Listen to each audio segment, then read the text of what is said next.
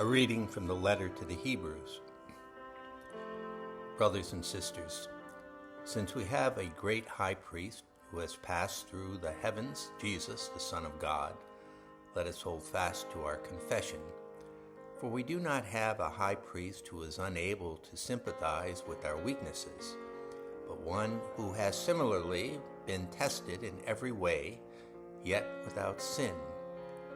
So, let us confidently approach the throne of grace to receive mercy and to find grace for timely help. In the days when Christ was in the flesh, he offered prayers and supplications with loud cries and tears to the one who was able to save him from death. And he was heard because of his reverence.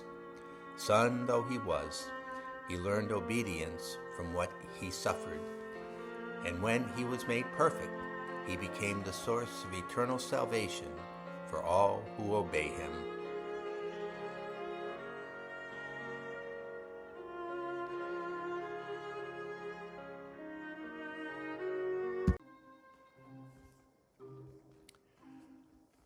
Christ of St. John of the Cross, created by Salvador Dalí in 1951, is an oil on canvas religious painting located at the Kelvin Grove Art Gallery and Museum in Glasgow, United Kingdom.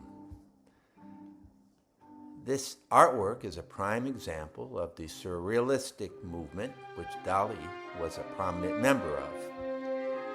The painting is celebrated for its hauntingly serene portrayal of the Crucifixion, standing as a powerful statement of the artist's faith, intertwined with his unique artistic perspective.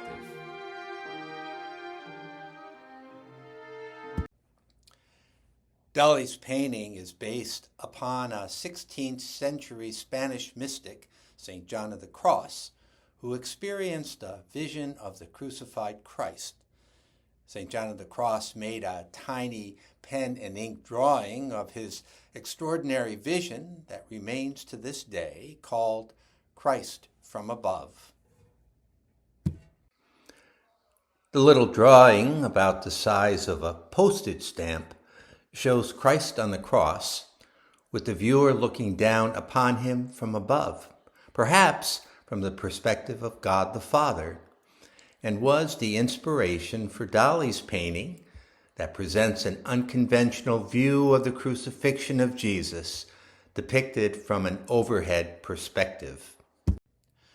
On Palm Sunday, for those of you who attended one of the Masses at Our Lady's, we stood before this very same image together and learned how to see the cross differently from another perspective.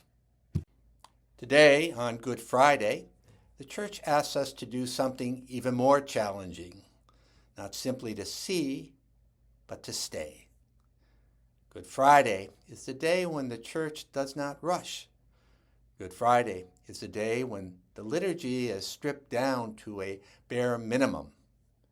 There is no Eucharistic prayer, there's no final blessing, no dismissal. That's because the liturgy that began on Holy Thursday evening and continues through this evening won't end until the Easter Vigil. And until then, we, like Mary and St. John the Apostle, remain at the foot of the cross. The Church asks us not simply to see, but to stay. And yet, Salvador Dali's Christ of St. John of the Cross does not place us at the foot of the cross at all. It lifts us above it. And from this vantage point, we are not staring at wounds, we are contemplating surrender. Christ's body is not twisted in agony, it is extended, offered, strong, whole, unbroken. This is not because suffering is absent. It is because love is complete. On Palm Sunday, we said that Dali invites us to see the Passion from the Father's point of view. Tonight on Good Friday, we dare to ask, what does the Father see now? What does the Father see now? He sees the Son, who has held nothing back. Notice what is missing from the painting. There are no nails, no crown of thorns, no blood, no inscription or accusation. Because what holds Christ to the cross is not violence or nails. It is obedience. It is trust. It is love freely poured out. Father, into your hands I commend my spirit. This is the prayer that completes the image. Below the cross, life continues.